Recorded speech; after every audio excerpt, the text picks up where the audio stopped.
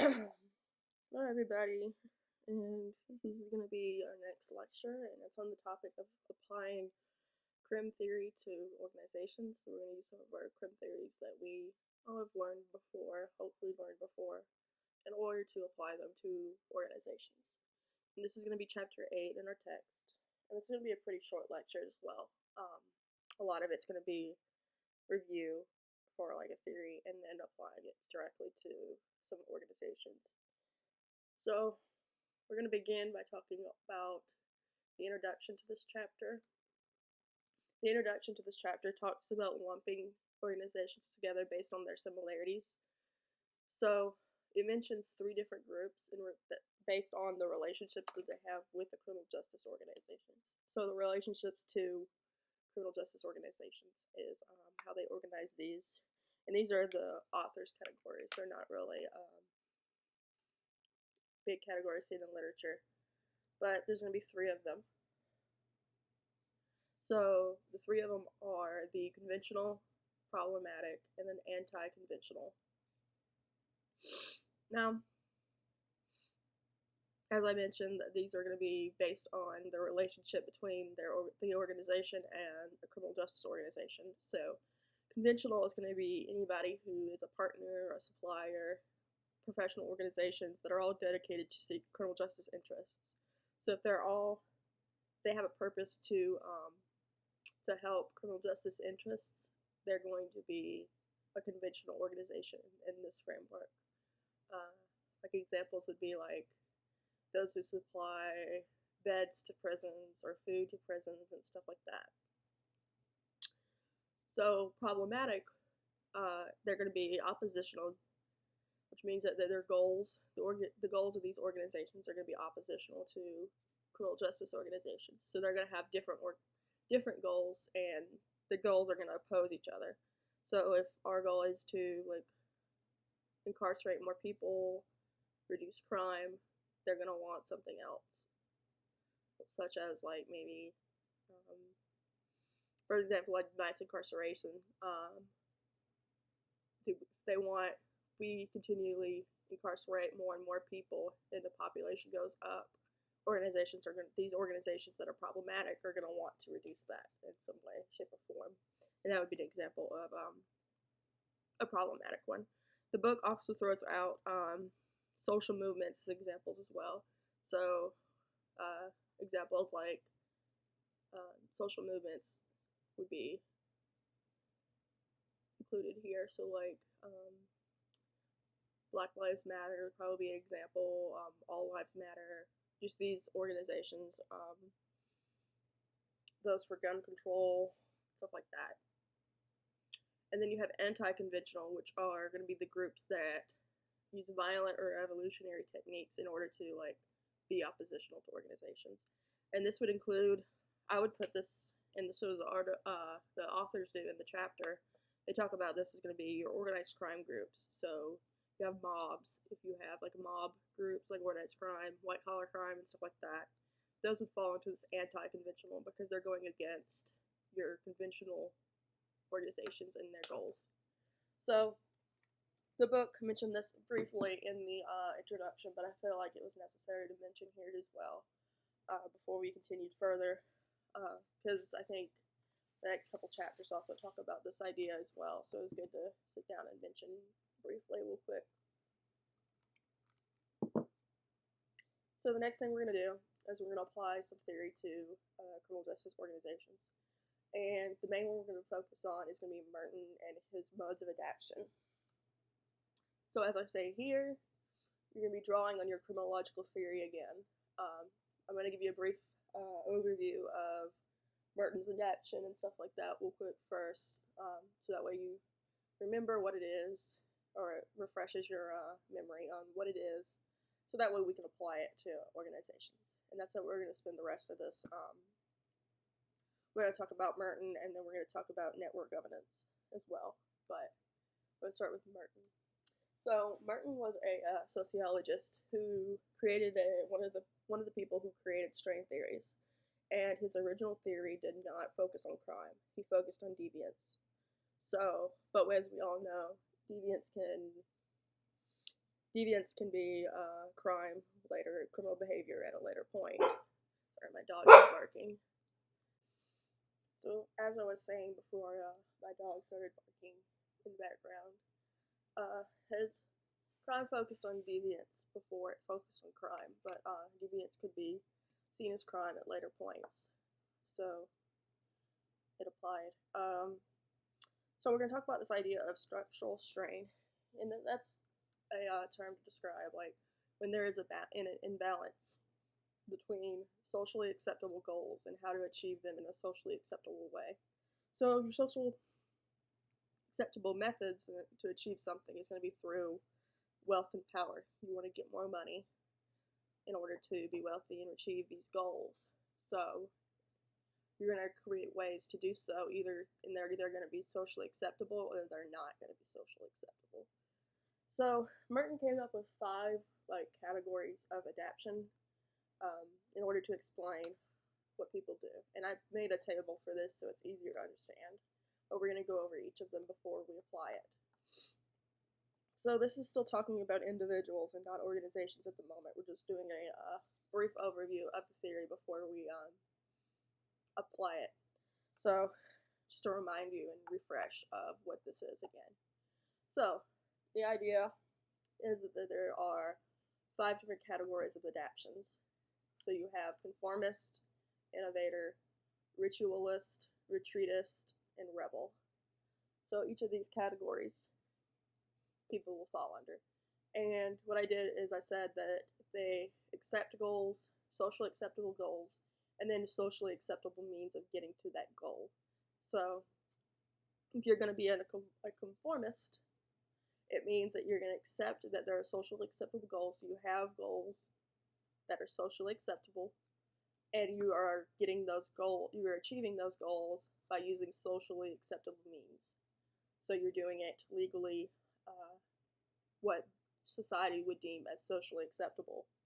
So, like, if your aim is to be wealthy, so that's your acceptable goal, and then you are working overtime and working in a legal job, would be an example of accepting an acceptable mean for a conformist. So the next one is going to be your innovator, and these guys understand that yes, there are socially acceptable means, goals, but they're going to be creative in how they're going to get there. So this would be if we take the anxiety of wealth. So they say like, oh, I'm going to make some money. I need to make a lot of money. I want to be wealthy, but I'm going to do it illegally or in an illegitimate way. So like if you're going to do crime or property crime in order to make a lot of money, or drug dealing in order to make a lot of money. And these are going to be not socially acceptable means to get to your goal, which would be to be wealthy. So that's going to be your innovator. Up next, we have a ritualist. And these are going to be people who reject goals. They don't really have the goals, socially acceptable goals, but they are going to accept that there are socially acceptable means to do so. Means they're not really happy about trying to reach this goal, but they're going to do it anyway. So they may not have a goal, but they're just going to follow along because that's what society tells them to do. So they don't want to make a lot of money, but they're still going to work a job because they have to. And that's kind of the idea with the ritual. If you remember the ritual part of the ritualist is an example of that. So the next one we're going to have the retreatist, and they're going to reject, meaning they don't have these goals, acceptable goals, or they have ones that are not socially acceptable, and they're not going to use socially acceptable means or like ways to do so, legitimate ways of doing so. So these are people who are going to stand out in the crowd and be different. They're going to try to do something else. So they're going to reject from both aspects. So then we're going to have our rebel, and these are creative people who are going to create new goals and then do so in creative ways. So they're going to rebel or decide not to do so, but they're going to create their own path. So that's what a rebel is going to be. So they may have this crazy dream of becoming famous. So they're going to rebel in order to and become infamous instead of famous. Would be an example of that maybe for rebel. So now that we understand the 5 categories of adaptation here, we're going to apply these directly to criminal justice, or not criminal justice, to organizations in general. So we're going to talk about it being applied to organizations in this context. So this was all at the individual level. So this entire Martin's theory is at the individual level. And now we're going to take that from the individual level and apply it directly to organizations. So, like I said here, we're going to make a few caveats first. Some of the categories, if you read the chapter already, you've seen that they're not going to use the exact terms as what Martin used for the categories of adaptation. They changed it to the conventional. They're going to say conventional when they mean conformist. And they're going to call their retreatist group resentment instead of a retreatist. So, in addition, they're going to completely ignore the ritualism category because they're kind of just there. Like I said, they reject the goals, but they're not doing anything. They're doing it in a legal way. So we're going to ignore the ritualism category. So everybody else is the same, but these two are going to be slightly different. So we're going to start and apply this directly to organizations. And one way to do so, to talk about it first, is that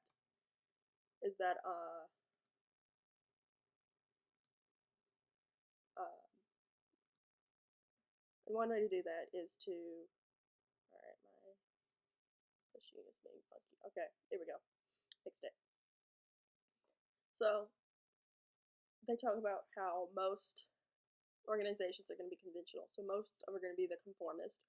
So they're going to have acceptable goals and then have legal ways of getting to that goal. So they're going to be conventional. Versus your rebellion, there's going to be some rebellious ones who want to bring change in a social structure. So they want to make some kind of big change. They want to shake up what's been the norm or the status quo. They want to change that. So that would be what a rebellious organization would look like. So, like I said, they're rebellious are going to want to bring change, and they do not have acceptable goals, and they will use acceptable means to achieve their goals. So then we're going to go into resentment. Resentment, like I said, was going to be your retreatist group. And like I said, it's going to be a little bit more complicated. So resentment is not going to be similar to your rebellion group. They're going to be different and more complicated. So resentment is going to be resentment organizations who want to decrease feelings of hate and hostility towards the conventional groups. So they don't feel like they want to just decrease that feelings of hate and hostility, but they feel powerless. So they're kind of just doing it because they have to, which makes sense because we talked about what the retreatist does. So they're going to be powerless to express it. So they don't completely reject the conventional norms and stuff like that, but they don't completely accept it either. So they're kind of in the middle where they're just like, I don't know what to do. So those are going to be your resentment organizations. So the last thing we're going to talk about is the idea that for criminal justice groups, they're going to focus on a lot of criminal justice organizations are going to look for innovation. They want to be that innovator because they have acceptable goals and good goals, but they don't want to get to the goal socially acceptably. So they want to do it in a different way. They want to find a creative way to do it. It may not be legal, but that's what they want to do, is find different ways. So innovation is very important here. So that's how we would apply Martin's theory directly towards organizations, just bringing it up a level to talk about organizations instead of individually. So the last thing we're going to go over in this is going to be the networked governance idea. And this is another theory out there that covers it. So, two guys, Goldsmith and Eggers, they stated that government has become kind of replaced by networks of relationships between the government and then the private sector. So the government is making these contracts with private companies to do, so the private companies can help do their business. So they're kind of delegating it to private people who could do things better. So, like I said here, the private sector may be able to provide better services than the government could, or more individualized services that the thing could do. It allows for local decision making in this process as well. So, like I said, it's going to be the idea of them putting out contracts and say we want people to uh, prisons to be private, or education in prisons to be private. Then they're going to contract it out to a private company, and the company is going to do the government's job for them. And we're going to talk about an example in a minute of this. So this idea of network governance does have some issues. The book talks about this weak link. I can't speak today. Weak link problem, which is kind of thing this idea of if one section or part of the network is not functioning correctly or is poorly performing, creating poor quality or something like that, it affects the entire chain. So if you have one bad apple in a sea of like wood, it's going to affect the entire thing. And they also talk about how there's issues that there's not enough people who can oversee a networked government system. So there might be issues. A lot of people aren't educated to do that. And they talk about it specifically with criminal justice, as they say undergraduates aren't prepared in their major to oversee a networked thing like this, and neither are graduate level criminal justice in the criminal justice field. So they talk about how that is an issue with this. So, like I said, we're going to apply this to an example of network governance. So the biggest example is in terms of the criminal justice sector is going to be your corrections. So a lot of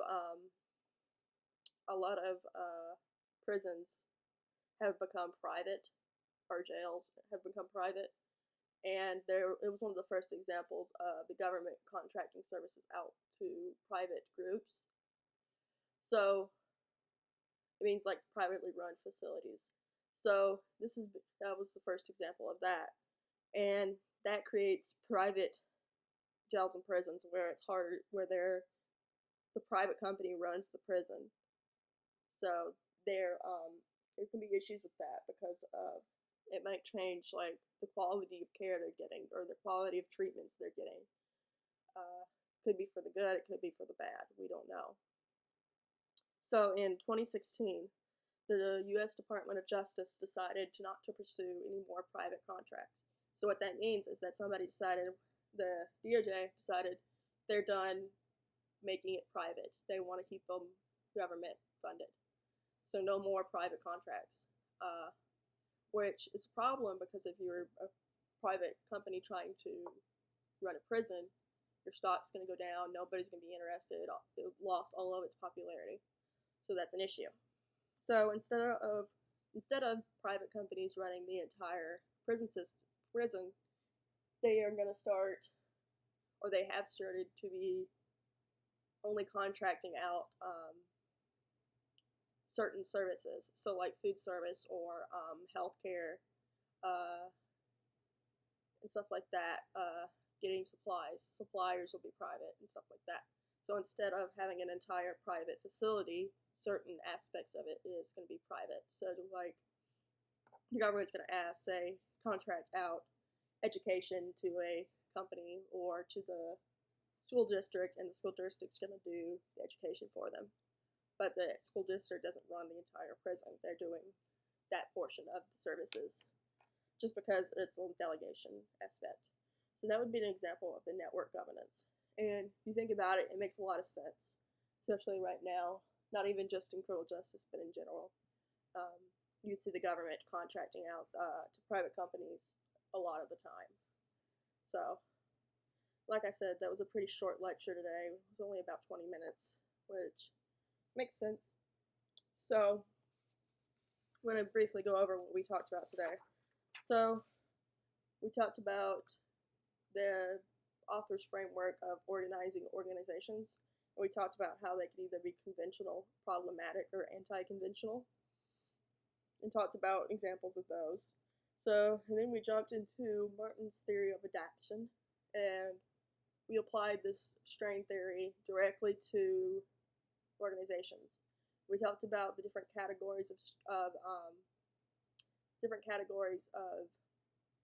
adaptation for Merton's theory, and we have the conformist, the innovator, ritualist, retreatist, and the rebel. And then we applied these directly to organizations. We talked about how most of these organizations are going to be conventional. They're going to have socially acceptable means and goals. So that would be most of them.